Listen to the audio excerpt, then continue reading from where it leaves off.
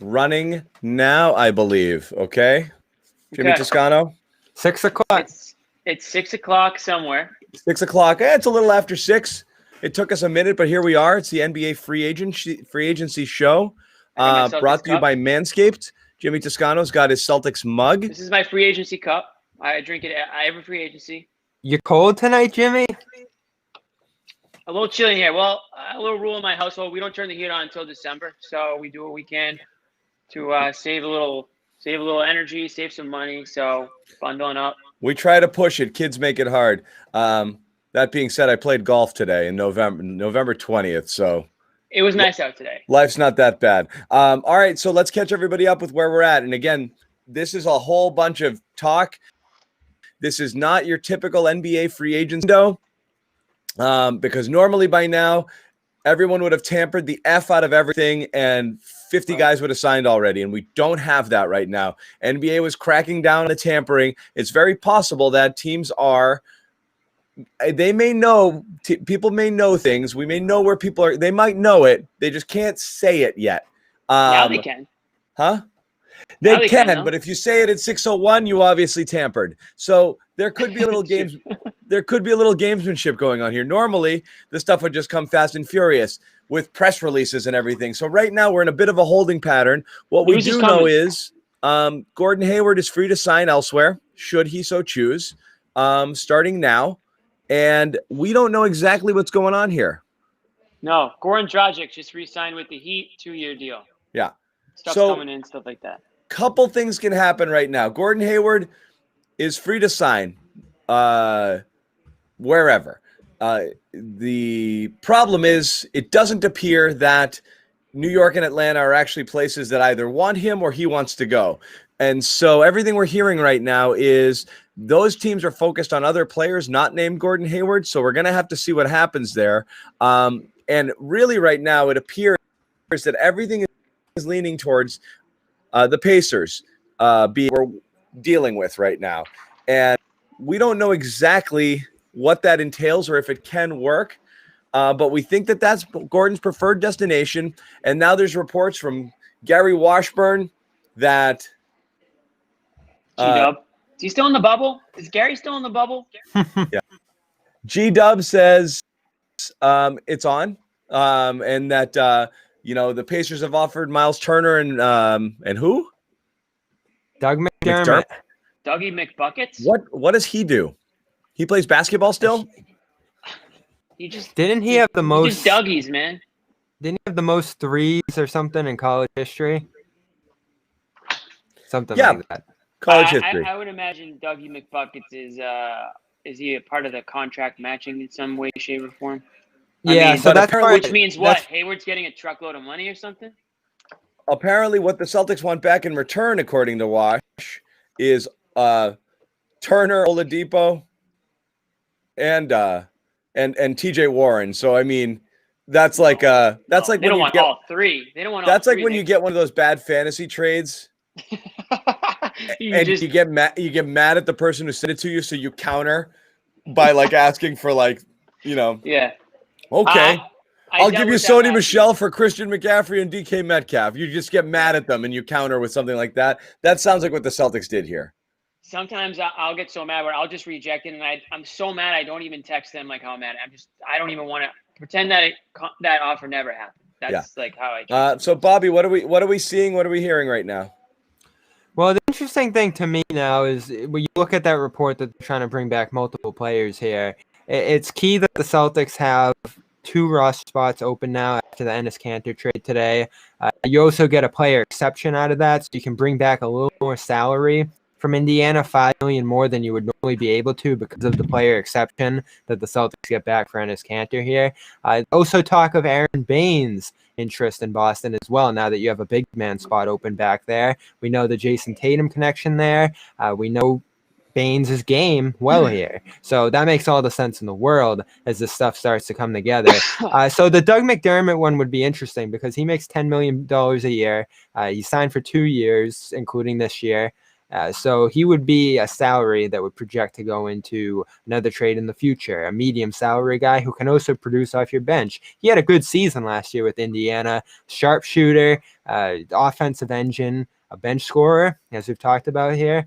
And then you look at Miles Turner, who's been rumored to the Celtics forever. That's your real center. I'll finally get to stop hearing about the real center. But this is what we talked about yesterday, John. The three sides of this negotiation. Jimmy as well. Thank you. The suitors are gone. New York is after Fred VanVleet. Atlanta has focused in on Bogdan Bogdanovic. So thank the Bucks for their tampering situation here. The suitors are gone for Hayward. So does he get choked out here and have to stay in Boston for a cheaper figure in the end? Who knows? And again, guys, I got to leave you for 10 seconds. I'll be right back. Oh, what do you think of that, Jimmy? Wow. I hope John's okay. That was a quick exit. I'll say this. Woj went on the leader, and he said that Gordon Hayward's – it's still up in – the Gordon Hayward situation's still up in the air, and he's open. I think what he said was open to anything or open to – He's just – does he even know it's free agency today? Open-minded, yeah. Gordon Hayward is still pretty open-minded, which means I think he's still looking for, the best situation for him, obviously, right? I mean, it makes sense if Indy is his number one destination, right? I mean, I'm fairly certain his family moved there. It seemed like when he left the bubble, he went back. He went back to Indiana. He didn't go back to Boston to rehab. He went to Indiana. We know that as a fact, and we know his family was there. So now that's not the only indicator that that's where he wants to play, but I'm sure that situation would be great for him and his family, right? So it makes sense that he would be interested in a sign-and trade to that destination. Now, how badly do the Pacers want him? That we don't know, right? We don't know how much interest they have and what they're willing to part with. Now, we've heard Oladipo in return has been rumored in the past. Now, does that make sense for the Celtics? I mean, they're exchanging expiring contracts. They're exchanging oft-injured players as of late. Oladipo, strong defender when he's healthy, but 60 games in 2 years, though. Right. That's the thing. I mean, are Celtics fans, going to be saying the same thing about Oladipo next season as they would with Gordon Hayward? I don't know. I mean, I'm sure physically, they would have to he'd have to pass those tests and everything like that. But when Oladipo was healthy, I mean, that guy was sweet. I mean, he was fun to watch. I enjoyed watching him play both ends of the court, and he can sing. So a nice little bonus there. You got yourself a bit of a R&B artist on the side, which is nice. Yep, he's on all music NBA team with Damian Lillard. For sure, him and Lillard. Yeah, they could probably put together a nice little single. Lillard featuring Oladipo. Something to think about. So it makes sense that the Celtics are going to try to go for the most here. The question is, guys, does Danny Ainge push too hard here? We know there's the criticism of him. He's trying to rob everybody. He's trying to hit a grand slam with this deal. Are you compromising just getting something for Hayward in this situation by dragging this out too long? We knew things were going to move fast here. That's the problem, is if New York and Atlanta interest isn't real mutually, whether they don't really want him or the feeling is that Hayward doesn't want to go there as a preferred destination, and that ship sails quickly, the leverage swings back to the Celtics, but just a little, because they only have as much leverage as knowing that they now, don't have that competition of him just going out and getting the big money deal, but they can't hold him. They can't have him, I don't know. I mean, that's where they're at. Unless, what I don't understand is, do we think now Hayward finds the idea of returning to Boston something he absolutely doesn't want to do? Because that's what's not clear, is if Indiana's a preferred destination, does that mean the Celtics have decided they won't pay him? Therefore, his only path to a long-term deal is through a sign and trade? Or does he, what we don't know is his mindset. Is he so done with Boston that he's like, get me somewhere else. That's your goal now. And that's it. I don't know. What you keep hearing from chatter is that they just want to move on. That he just, the Boston experience. Yes, that he wants to move on.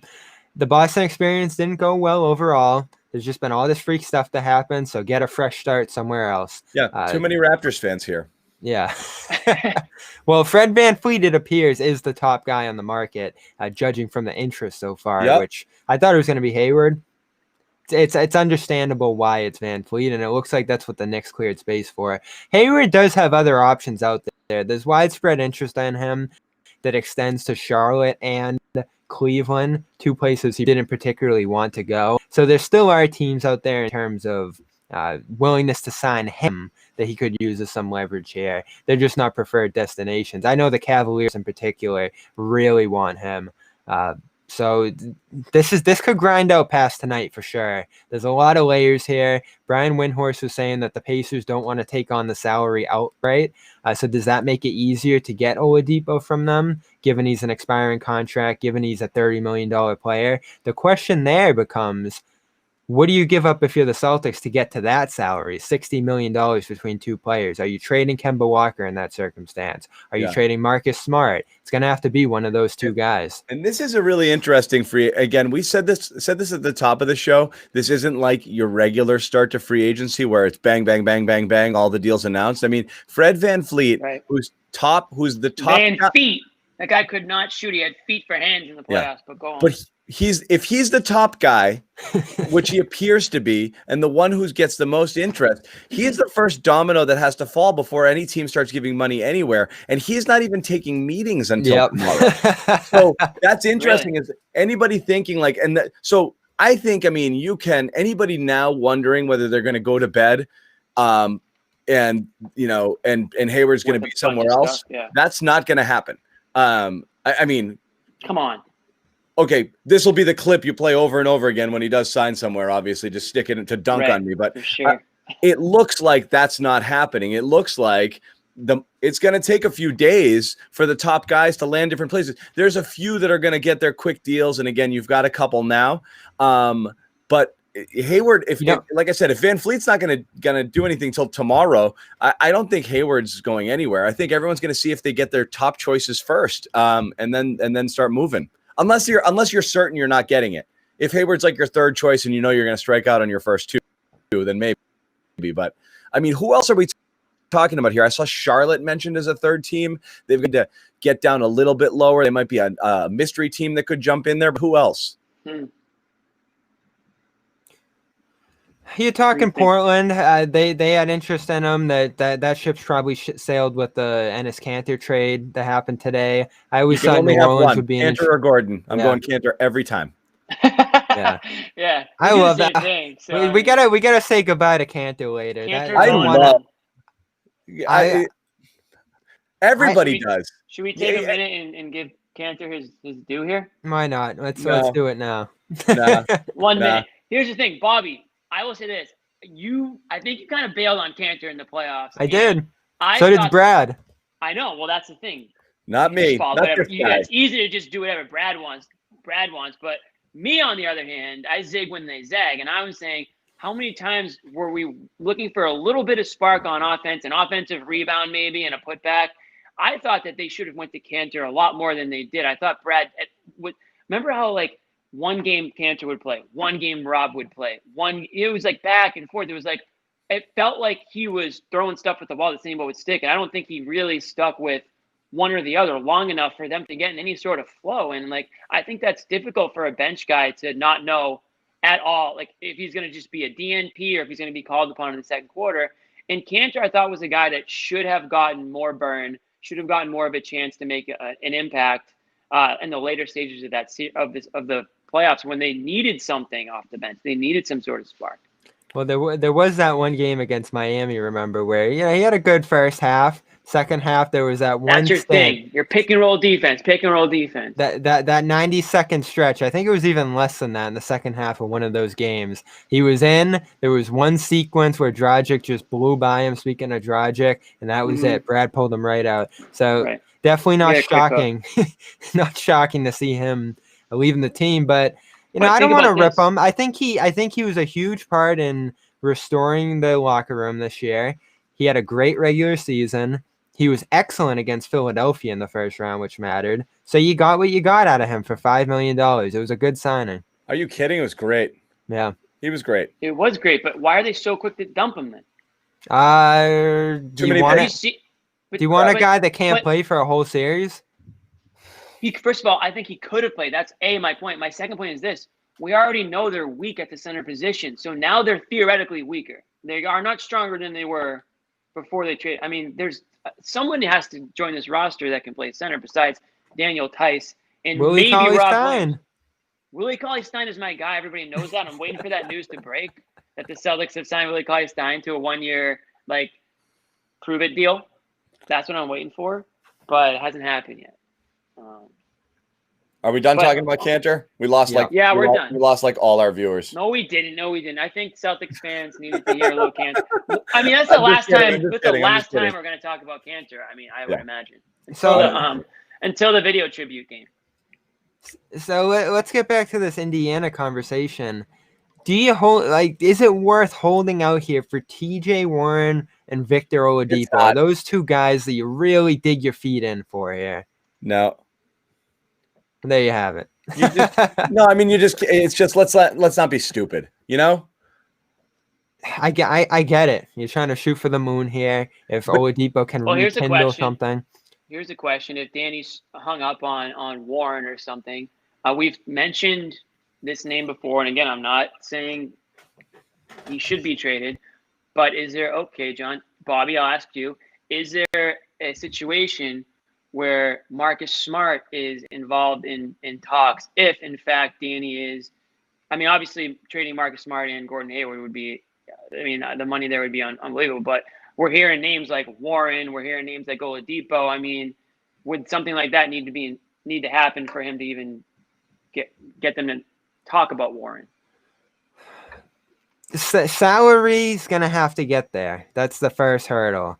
Right. Does value have to get there? That's the question, because you could probably stack up other contracts here, your draft picks possibly. But if you're the Pacers, you're not trying to get rid of Warren unless you're getting some serious, Yeah, that's the point. Like, the money goes up and the value has to go up on the other end coming in. Does that future Memphis pick that they received today come into play? I don't even know how good that's going to be. That might be a heavily protected first round pick. They're pretty much out of picks in terms of other teams into the future. And you have to assume they're going to be above average teams, so their picks are going to be in the less valuable third of the draft. It's going to be hard to acquire those other players. Now let's go to the other end of that conversation. But is Marcus Smart enough to make it happen if Danny Ainge is secretly hung up on a guy like I would say yes. I would say yes. Now I'm going to throw the old trade machine together over here to see if those numbers work. But I'll ask you on the other end of that conversation, is Doug McDermott and Miles Turner enough for Hayward heading out if there's a chance to keep Hayward now with some of these options dwindling? If there's a chance to keep Hayward, I think you need to know what money is involved in Hayward. I mean, are we talking $20 million a year? I mean, he did just opt out of 34. So again, I don't think he opts out of 34 unless he's anticipating getting, a decent extension or a decent, deal here on the other end. I mean, 34 million. I know you're going to say, well, he wasn't going to get 34 million, but whatever that number ends up being, it's all relative to whoever signs him. Right. So, I mean, it's still a good chunk of money that he opted out of so, I mean, and to opt out of that tells me that money isn't maybe that's not the most important thing to him, because if it was, maybe he just opts in and says, I'm just going to cash in this year and figure it out next year. So for me, did you say Miles Turner and Doug McDermott? Yeah. If Gordon Hayward's hard is playing in Indiana and I'm Danny Ainge, I'm saying, you know what? It beats the hell out of him just signing with the Hawks and getting a trade exception back, right? And I think Miles Turner fits a need for them. I'm not saying he's the perfect fit, but I do think that there's a certain void that he fills. I'm not really interested. I mean, Doug McDermott is who he is. I mean, if he's a role player, great. But the deal is Miles Turner. And I think there's a lot of Celtics fans who might say, you know what? Gordon Hayward, it just didn't work out here. Nothing against you. I mean, you had some freak injuries and whatnot, but maybe this era just wasn't meant to be. And let's see what we can do here when we bring in a big guy like Miles Turner, a young player, a big who can, be a force down low, stretch the floor a little bit with an outside shot. Not saying he's Gordon Hayward, obviously, but maybe that's the best option for the Celtics at this point, and for Gordon Hayward at this point. If that's where his family is at, and that's what they're telling him, and maybe he's ready to move on to that chapter of his life. I mean, this guy is not scared to go from one city to another. I mean, he did leave Utah for Boston, and he really came to Boston because of Brad Stevens. So it's not like he has a lot of ties to the city. And Brad Stevens would certainly be supportive of whatever decision Gordon Hayward made. So that kind of makes it easy for him to sort of go back home, if you will. I can totally see it happening. And if I'm Danny Ainge, yeah, sure, I'm going to try to exhaust. I'm going to try to get everything I can. But at the end of the day, I think I'm pretty happy with that exchange if that's what it ends up being.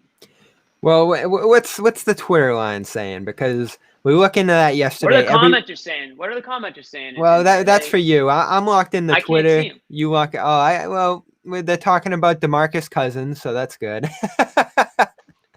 I'm still.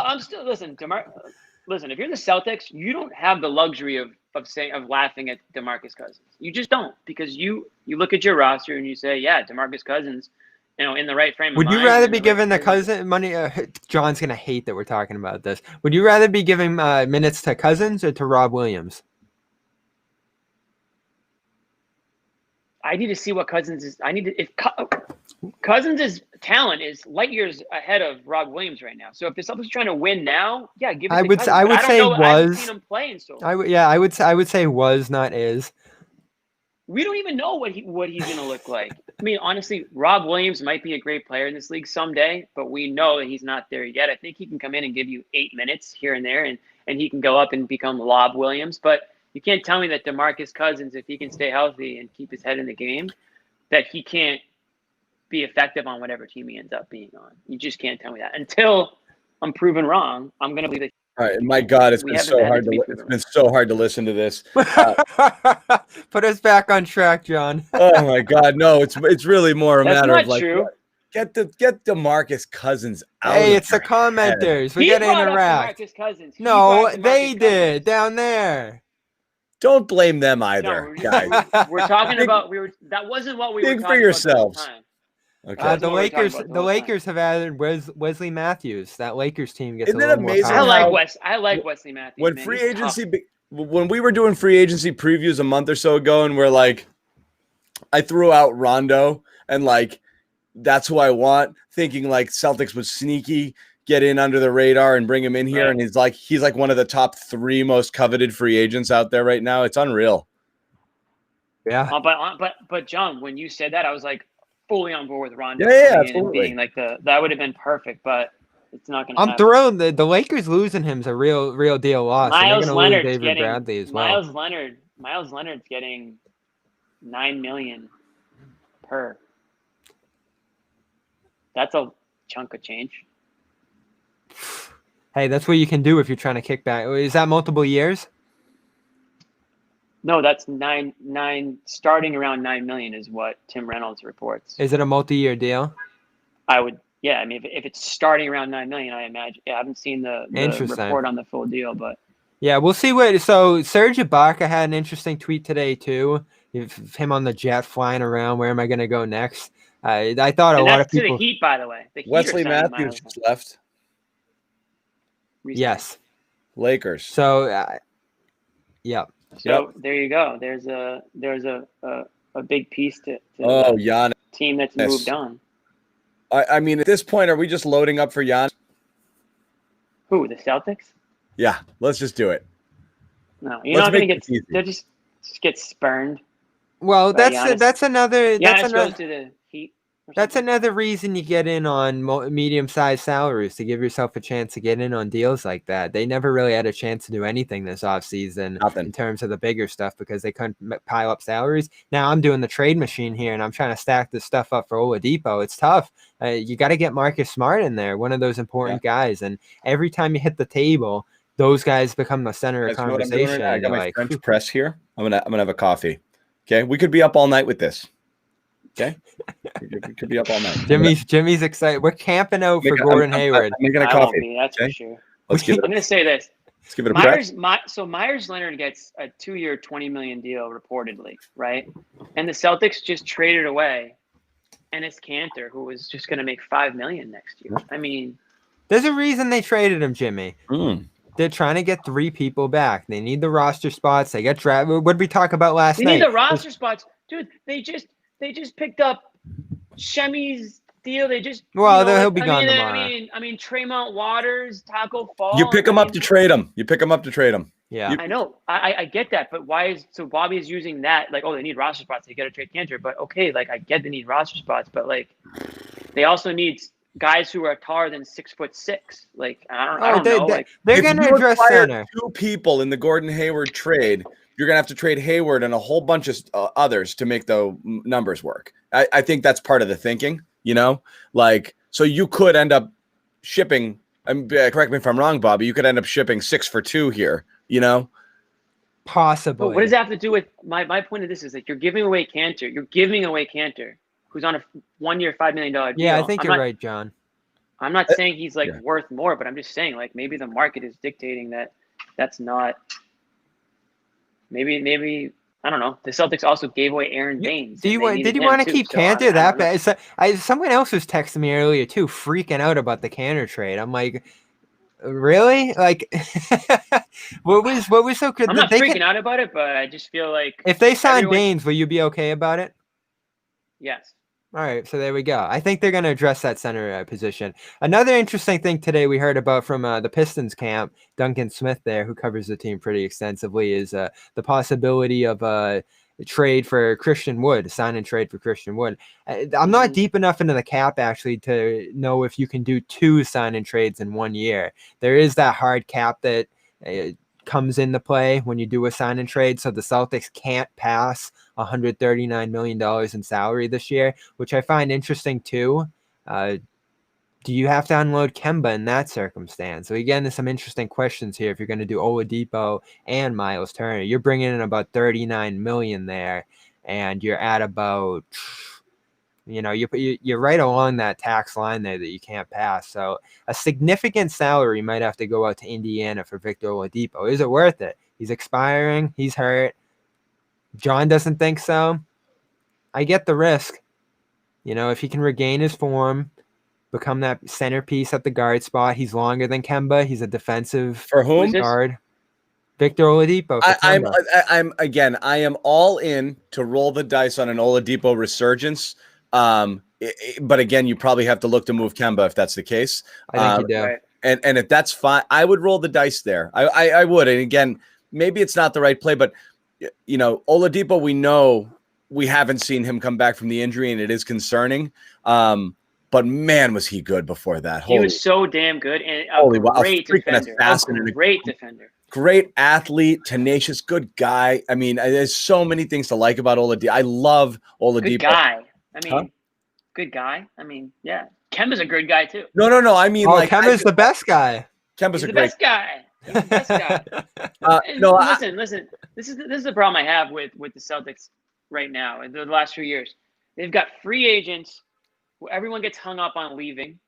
Everyone's hung up. Oh, they don't want to play here. Like whether it's Horford, Hayward, Kyrie, they don't want to play here. And then the guys who do want to play here get shipped out. Isaiah Thomas, see you later. The guy was in love with Boston. See you later. Here comes Kemba Walker.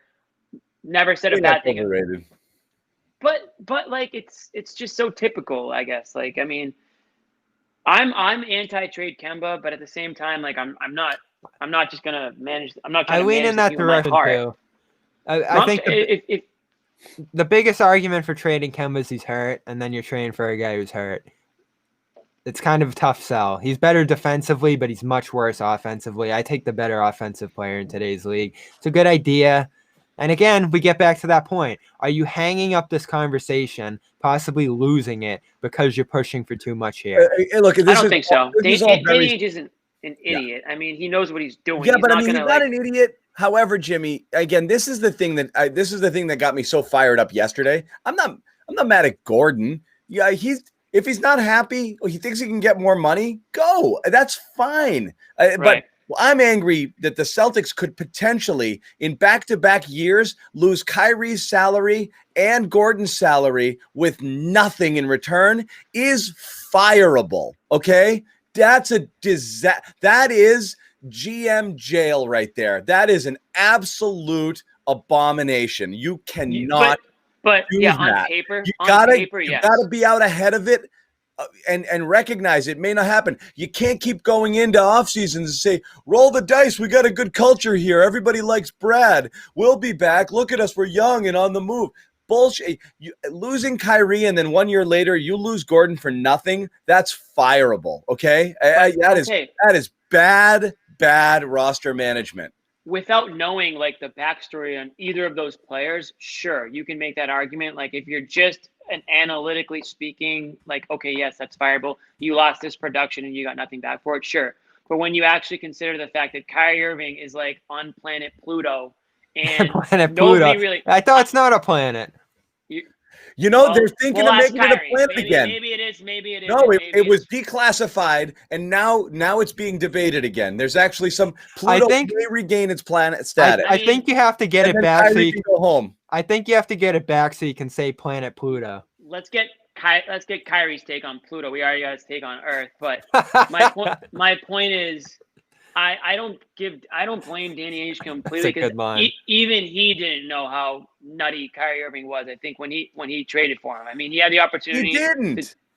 He didn't. So John, give him a little bit of a break there. Yes, but like, do you think Danny Ainge honestly knew how tapped Kyrie Irving was when he traded for him, and the fact that it was not going to go the way anyone envisioned it that way? I mean, Kyrie Irving says, "Oh, I'm going to raise a banner here," or whatever he said on like opening night. Like, okay, that sounds great. Whether clearly he didn't mean it, but like this, I can't blame Danny Ainge completely for that. I was all in.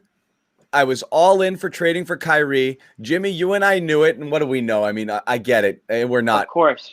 I know we don't. Again, we're not GMs. We're not anything. I get it. We saw the writing on the wall. But we're down there every single day covering this team, down at the Garden, having this conversation, and we knew this Kyrie thing was over. I mean, at that point, I would have cut bait. I would have cut bait. Okay, you would have cut bait, but now you're assuming that you remember back then I said they absolutely should trade him at the deadline. They should, but maybe he looked at possibilities, but you have to also maybe at that point the word was out on this guy. Maybe everyone already knew secretly that he was going to Brooklyn, and maybe no team wanted to trade for him. I mean, maybe that was already understood within the NBA. Someone there, realm. Shane or whatever, I can't tell the thing, said he bets the ranch Jason Tatum ends up on the Lakers. I'm going to double down on that. That's my greatest fear, by the way. My greatest fear is that Tatum signs this deal, and that's it. So where's that? A 4-year? And then not 4 years. It's someone in the chat. Can we worry about that in like 4 years? Like, sorry, when we have this conversation, I keep telling you, it's all about making Jason happy and making sure he doesn't leave on that second deal. That's it. Or else you can't worry about that this toilet. Year. This team's in the toilet. But you start to plan for that coming up. But this is 2020. Like, we can't be thinking about 2024 right now. Like, we just can't. So like, let's just like table that, and it may very well happen. But again, there's nothing we can do about that think about right it now. You shouldn't think about it. It's way too far in advance. I think you think about it tonight, because one of the first things we should hear about tonight is what Tatum's kind of max should be happening right now. Right? Tatum's what? Tatum's max extension should be happening right now. I agree, but so why don't we think about the Supermax? Let's not think about after the Supermax. But I keep saying, I believe all of our roster management right now is building towards this future, less so than now. Now you're trying to, like I said, preserve assets, not lose that Hayward salary. Make sure you have stuff. That's what they're trying to do right now. But that's the whole ball game, is building around that core and making sure they spend the rest of their careers in Boston and bring in other talent around them. So I'm absolutely 100% worried about Tatum now. Everything you do, I'm absolutely. Okay, Joe. Yeah, I get it. But like, what have they done? I mean, everything they need to be building around Tatum and Brown. It's a league that you need more than one superstar. But you can't be worried about it because there's so much more that's going to happen between now and then that, I mean, the team could look completely different for then. And I'm sure Ainge and, everybody in the front office is very cognizant of that being their number one priority. But again, I mean, anybody you trade for today, I mean, they clearly might not even be part of the team at that point 4 years from now. So like, there's still plenty of time to go. I mean, every year that goes by, I get closer and closer to having to make sure that you're set and you have something in place. But I still think that they're building towards being a competitive team for the next couple of years. Yeah. So forget Tatum. We'll talk about him later. We got to get back to DeMarcus Cousins. Okay, why? He's drawing. What are we hearing? What are we hearing?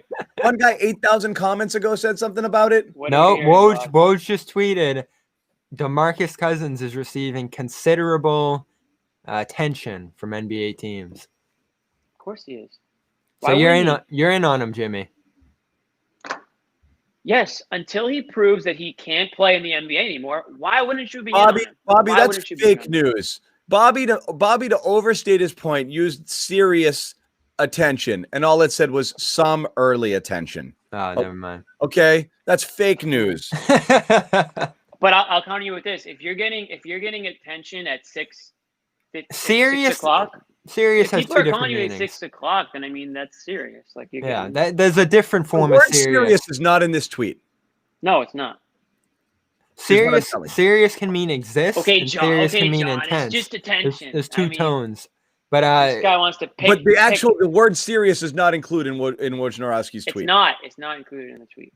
It's not included in the tweet. So we're not even determining what he means by saying serious. He didn't say serious. He said some early attention. Some early attention. Yeah. Well, some and serious can mean the same thing. I would make the case that if you're receiving early attention, that's pretty serious. Yeah. So. Hey, DeMarcus, you're going to keep playing basketball this year? I'm thinking about it. All right, I'll call you in a couple of weeks if I strike out everywhere. Okay, I'm getting attention.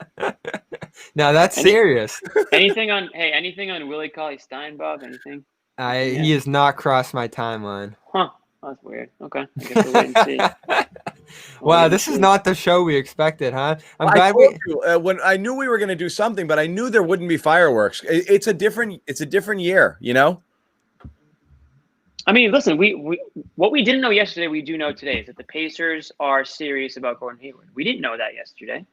We heard rumors and we heard little things. We don't know that. All we know is he's serious. No, I mean, didn't Gary Washburn say that? Maybe I read the tweet one. I thought you said that he was part of it. Boston wants Turner and Warren. Hayward wants to play in Indiana. I think Indiana would happily rid itself of Miles Turner to get Gordon Hayward. I think the Celtics don't want that to be the deal. And I think what do you think they want the deal to be? Not just Turner. And again, Warren would be the dream. That's never happening. Why would that happen? That's so dumb. Guys, Mark Berman from the New York Post, who's very don't get afraid, Jimmy. I'll be right back. Very busy, on the Knicks front. Obviously, the Knicks are a team that's been interested in Gordon Hayward from the free agency side. Says, and I quote, according to a source, the Pacers are the front runner for Hayward and trying to land him via a sign and trade. The Pacers don't have the cap space, but names such as Aaron Holiday and Miles Turner have come up. So there you go right there. The Knicks have interest in Hayward, and 2 Jazz alums are on the Knicks staff, but Hayward prefers to go home. So just another little bit of info right there. Yeah, he becomes a backup. If Mark they Berman can't... from the New York Post, big Knicks guy. He's saying the Pacers are the biggest threat to land Hayward over the Knicks, who apparently have interest in Hayward. Again, this is where we've been back to. Whoops. We're not sure about the Knicks. We're not sure. No. But Mark Berman seems to be throwing some smoke out there about the Knicks. The noise around them all season had been that they're going to pursue Fred VanVleet. So they're going to strike hard there. Toronto's going to try to keep him at some figure, and they're going to battle it out over him. And then if you lose on him, if you're New York, you're sitting there with a max contract spot and some money to blow. So your next best move is to sign Hayward. So they could certainly get back into play here as those meetings progress with Van Fleet. But with like John said, those are into tomorrow. Those are 2 days from now. We're gonna keep drawing this out more and more and more. And then you have Ainge and the GM in Indiana staring each other down. I'm sticking to my guns, and I've been there the whole time. I never thought New York or Atlanta would happen. I never thought it was real on either side. I believe interest and, reaching out and blah, blah, blah. Every team in free agency is going to kick the tires on everything. I just never thought Gordon Hayward is going to either of those two teams, and those are the two teams that could sign him outright. So it really does seem like... Well, that could change. Everything we're hearing now, the vibe really feels like, I'm homesick. Now. I'm homesick. Send me home. Like let's make this happen. And so now, so Ainge needs to make that happen. Gordon wants to go. The Celtics want him to go. The Pacers would like to have him, but at a price. What happens when you can't strike a deal? That's my question. When it gets to the point that you can't figure out the compensation, then what? Like, I don't know who's got a break here. You go to a 3-team deal, which the Celtics have already worked out now in that Cantor situation. That Memphis thing got a little tense for that 30th pick. They pull in a third team and make it work. I wonder if Detroit gets involved here, make it a little more worth Indiana's while, take some money back. Detroit has unloaded considerable money over the last couple of years. But you need the players. I'm saying, where would the players come from? For Indiana? Yeah. Oh, Bob, Detroit. you have the trade machine up? The trade machine is down. I was trying to put it to work earlier, and you can't do Hayward because he's not signed. So it's not helping us too much. But I'll do it in my brain. Try to. Hayward and Smart for Warren and Turner. Does that match up? I don't know those contracts off the top of my head. Let's stop talking about Warren, guys. Why? Well, you got to talk about him. You got to. John, I mean, it may not happen, but I mean, G-Dub included it in the tweet, so obviously it's been discussed at some point by somebody, whether he was immediately hung up on or not. But the point is the Celtics are interested in him. Now, we don't know what the Pacers are thinking. We just don't. So I wonder if it even is mathematically possible. I would imagine it could happen in some way, shape, or form. You start throwing in, the draft, the previous draft picks to make the money work. So yeah, what did Simmons say last night? He says $390 for Hayward, $90 million over 3 years. So we're talking 30 there. We're talking 13 for Marcus Smart, gets you to 43. Turner. I gotta bounce in 2 minutes, guys. Turner comes in at 18. Yep. And then we're Oladipo, TJ Warren. Those guys get you up a little bit, but then you're talking about another piece from them. Probably someone like a TJ Leaf who makes $4 million, a little more coming back to Boston. So in that scenario, you're right, Jimmy. There's going to be even more coming back to Boston than Warren. So like, John says here, what's the incentive for Indiana? You're never trading a player in a sign and trade from a position of strength, really. Like, you're never going to hit a home run in a sign and trade. John's going to post every message that says, stop talking about Warren, basically. That agrees with me. Yeah, yep. Exactly. Because he has the power to do that. Yeah, the only reason. This is like how the media can manipulate everybody, just so you know. I wouldn't get. I wonder how many people know how much I've manipulated over the years behind the scenes. They have no idea. They have no idea. That stuff coming out of those guys' mouths, I put it there. I always tell people that. What happened to John Collins? I'm like, they're like, who's the guy on the top left? I'm like, that guy on the top left has formed all your opinions for the last decade.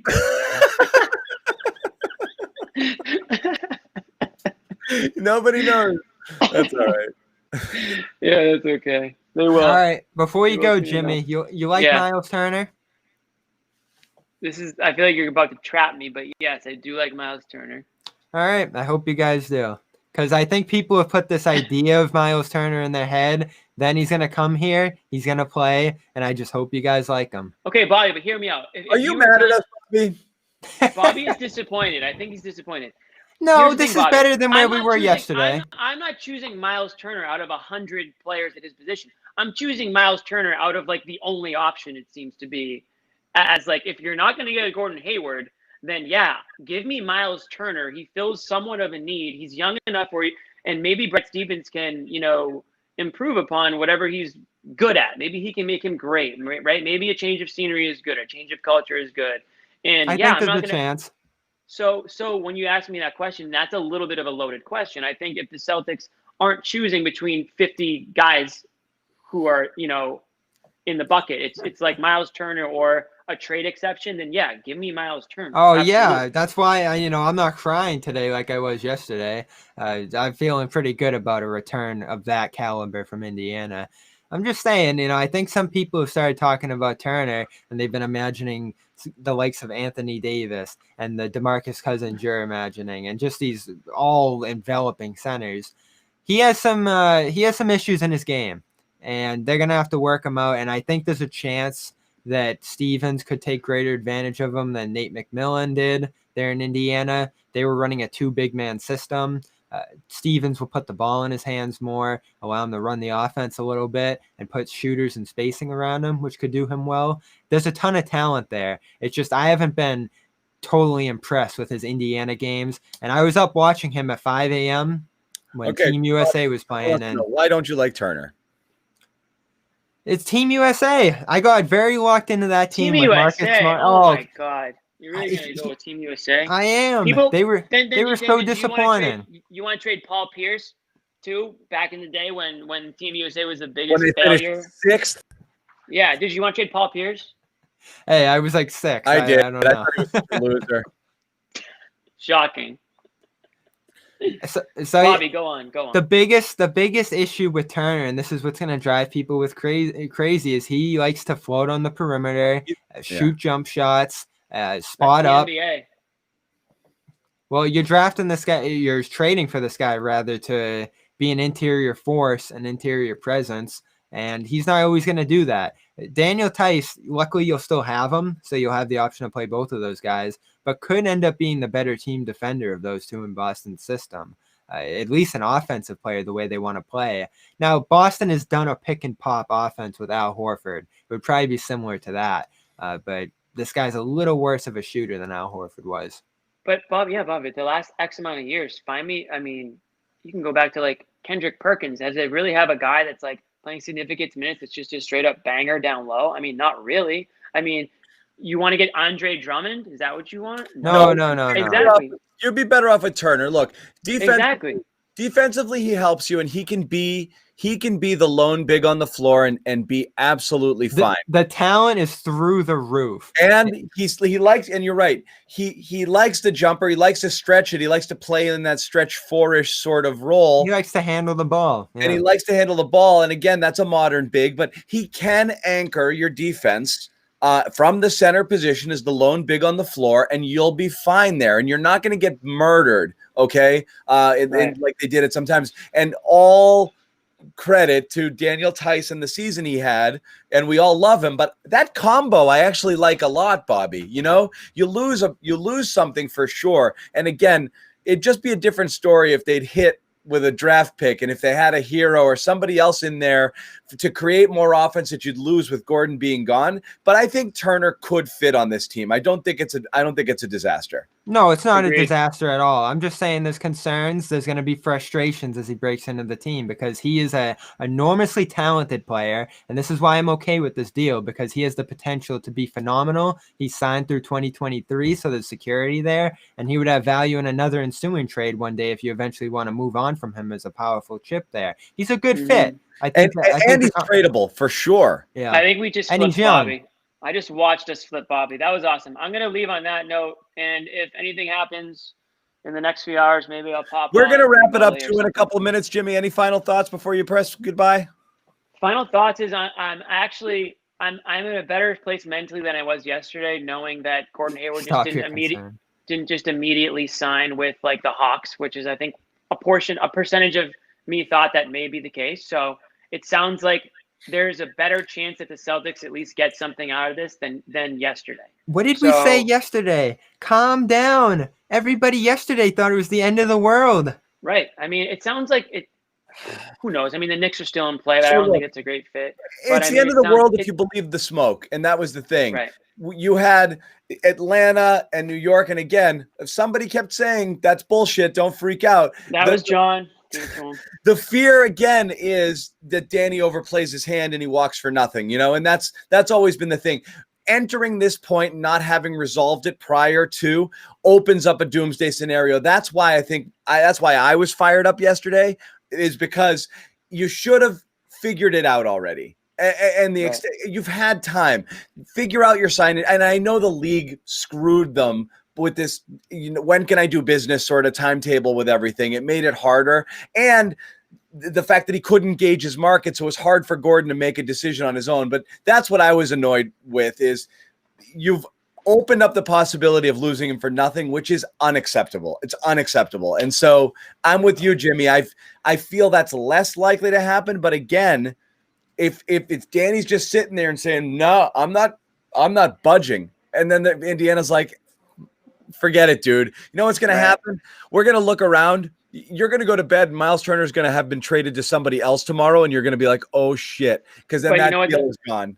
And my last point is, John, is Danny doesn't feel how you feel. He doesn't feel that it's a fireable offense, right? Or else he might panic and just take whatever he can get. So clearly he's been told something by the owners, or he knows something that we don't know, that he's fine with this hard negotiation if that's what's going on. He's not concerned about, fireable offenses or losing Gordon Hayward for nothing. So I mean, at least, like I said, maybe he's more, not maybe, clearly he knows what the hell's going on more than we do, but he's not concerned with losing Gordon Hayward for nothing right now. So I mean, that's my takeaway from the first 45 minutes of this. All right, minutes. Jimmy's got to go. Bobby and I'll take us to the top of the hour. See you, if any boys. news breaks in the last 5-6 minutes, we will hang on here, but we were planning on going an hour here. We started at 6. Bobby, checking the quick Twitter machine. What do you see? So the Pistons are doing weird things. They go out and draft Isaiah Stewart, the center out of Washington. They just signed Mason Plumlee to the mid-level extension. Yep. So they're stacking centers there, big men. I just saw the tweet that, they'll be starting Griffin, Stewart, and Plumlee. They have a great center in Christian Wood, who's been a Celtics target. Was a Danny Ainge trade deadline target. His name's popped up in this chat quite a bit. Yeah.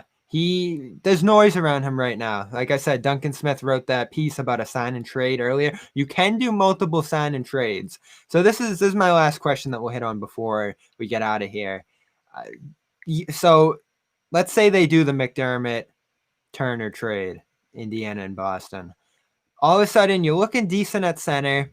You got Brown, you got Tatum. Say you keep Kemba and Smart. So Smart's feasibly going to be your starter going forward. You end up back in that place that they were in the East Finals. Like, Smart can be great for you many nights. He can fill in on that wing spot. He can play and make. But you're kind of weak on the bench if those draft picks don't pan out. If they do, you're looking good there. Smart has to move up another rung, which can have its own issues. The reason I still wanted to keep Hayward ultimately was to stay strong on the wing and figure it out at center. As you can see, Christian Wood, our Willie Cauley-Stein dream, Aaron Baines. There's ways to figure out center. I'm not worried about it, and I actually do. I'm with you, Bobby. I actually think Baines. I think one of the reasons, and Jimmy was saying it earlier, why do you give up on this guy and why do you give up on that guy? I think Baines finds his way back here. It feels like it. That's always been my vibe. If he does, everyone will be so happy, because he's exactly what when you don't have it, when you don't have what Aaron Baines provides, you're just starved for it.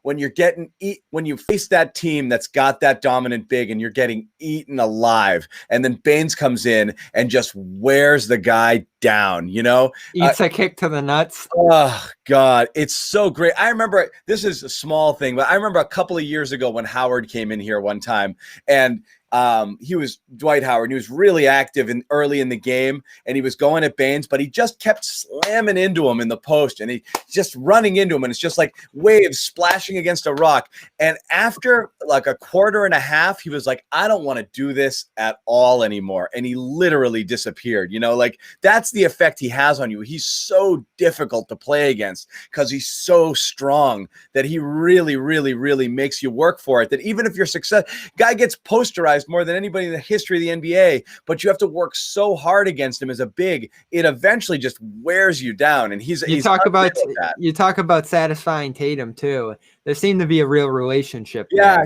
there. yeah. And you always used to mention that none of the guys would talk to each other in that locker room. The one guy that probably everybody, individually actually liked mutually in there was Aaron Baines. Yeah. That was probably the one point of connection there. Yeah, God, they were miserable, those guys. There's a great reason to love the idea of that. But then what are you talking about? Who's your starting 4 next year? You got Smart, who's going to fill in that final spot on the wing. But who's your first guy off the bench? Langford's out for a month.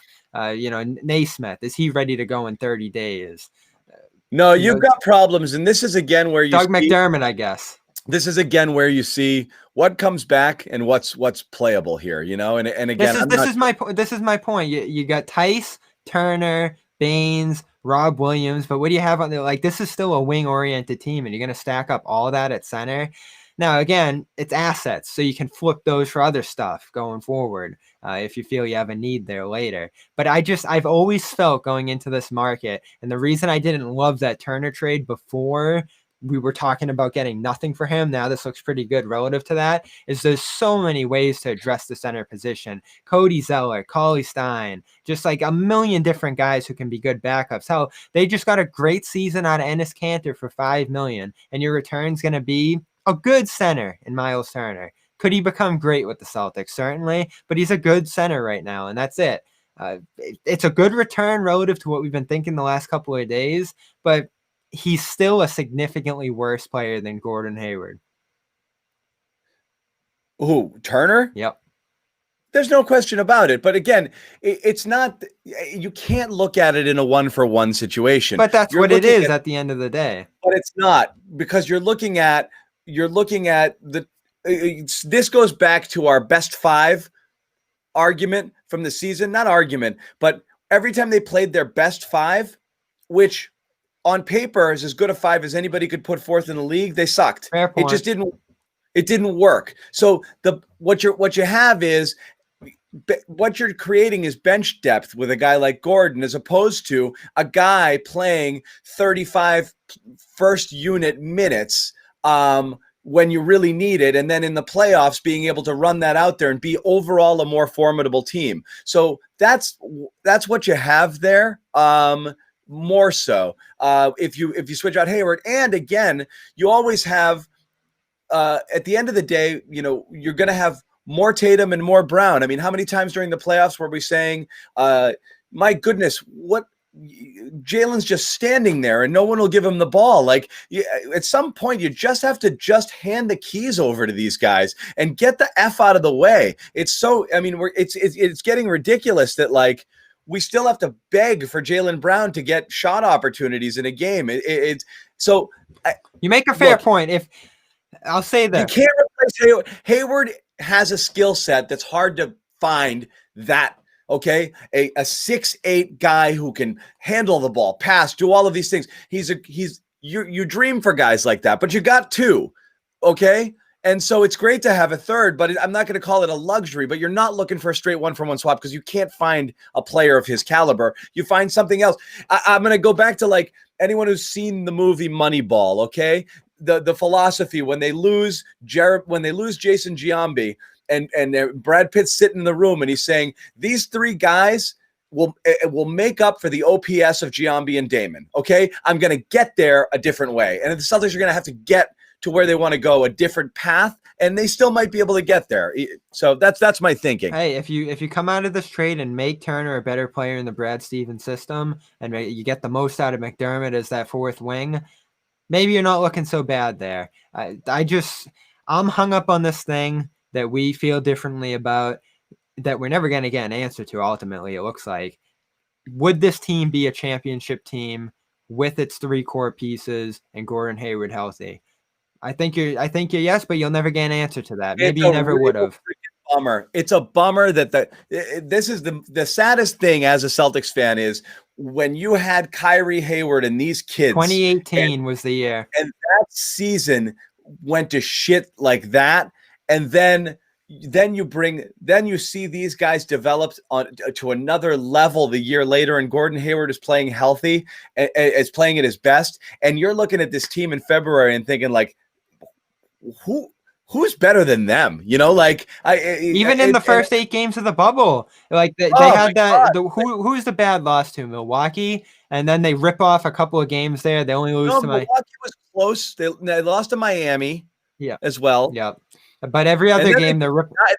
And then they absolutely took Toronto to the woodshed. And Hayward played really well in that Miami game too, and he was great in the bubble. It looked like Hayward was back to being the old Hayward. Brown was killing it. Tatum eventually, after that bad first game, got back into his form. So I'm with Ainge. If those 4 stay healthy last year, they're at least in the championship. But we'll never know, Yeah. and it's always that We what won't if game. know. The same thing with like if KG doesn't hurt his knee or if Perk doesn't get hurt in 2010. And So here we there's are. a lot of.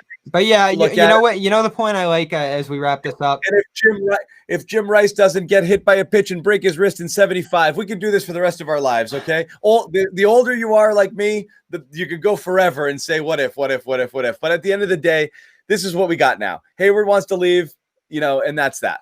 Yeah. So Miles Turner's young. Salary is fine. He's controllable. He fills an immediate need. If it's the best you're going to do, it's not worth griping over. I like Hayward better because you have to view him as gone, and the alternative of nothing in return is unacceptable. So you got to take what you get. And Turner's not bad. If the deal gets stuck on Ainge not wanting to do Hayward for Turner and Hayward walks, oh my God, is that going to be a problem? Yep. Okay. Then we'll have our meltdown Right? here. Yep.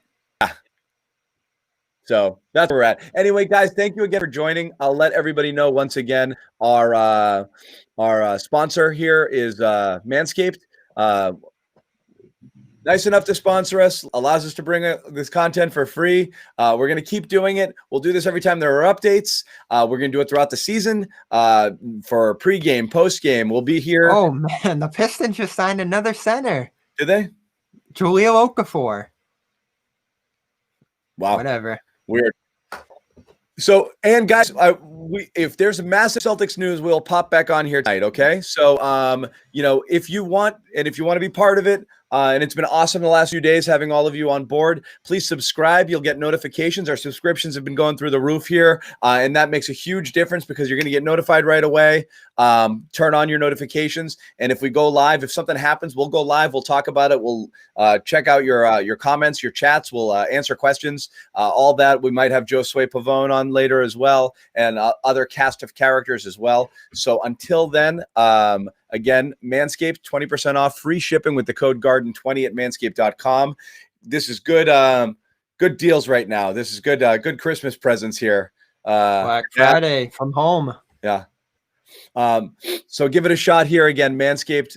Mention GARDEN20 is the code at manscaped.com. You're going to get 20% off a whole variety of stuff. So it's a good deal. Anyway, for Bobby Manning, John Zanis, we will see you guys possibly later.